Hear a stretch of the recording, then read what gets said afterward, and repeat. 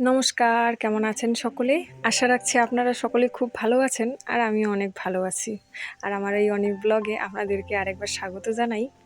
আর আজকের আমার মেনু হচ্ছিল মিষ্টি কুমড়োর ডোগা আর চিকেন কষা, আর মাছ ছিল সঙ্গে মাছ ভাজা। তো মাছ ভাজা আমি নেইনি পাতে আমার, তো মাছ ভাজাটা ছিল বিশেষ করে আমার শ্বশুরমশাই আর আমার ছেলের জন্য। আর আমি খাচ্ছিলাম হচ্ছে গিয়ে মিষ্টি কুমড়ার ডোগা, চিকেন কষা আর আলু ভাজা দিয়ে ভাত। যেহেতু বাঙালি মানুষ সেহেতু তো ভাত ছাড়া কিছু বুঝি না। আর তোমরা দেখো এই রান্নাগুলো হয়েছে নিজের হাতে।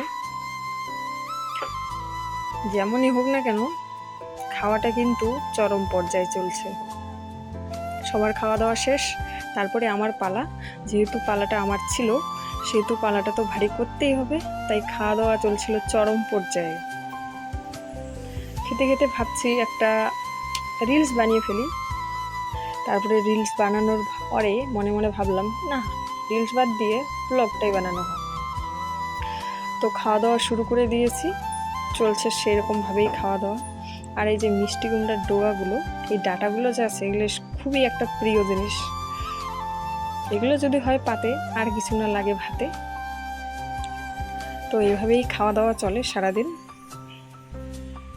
যাই হোক, খাওয়া দাওয়াটাও ঠিক সেরকমভাবেই চলছে।